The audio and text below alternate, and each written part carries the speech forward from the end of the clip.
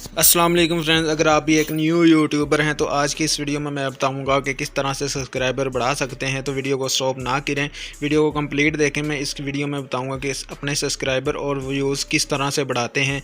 तो चलिए वीडियो को स्टार्ट करते हैं।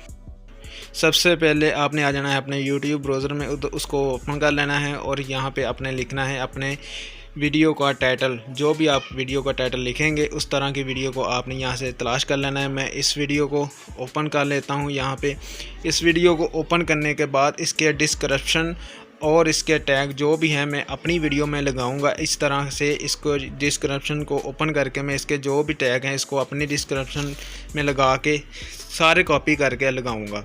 ठीक है, इसका यही टाइटल मैं अपनी वीडियो में भी ये लगाऊंगा। इस तरह से अपनी वीडियो रैंक कर जाएंगी तो आपकी वीडियो वायरल हो जाएगी। तो उम्मीद करता हूँ आपको वीडियो पसंद आई होगी। वीडियो पसंद आई है तो चैनल को सब्सक्राइब और वीडियो को लाइक लाजमी करें। मिलते हैं एक और ऐसी नई वीडियो के साथ। तब तक के लिए अल्लाह हाफिज़।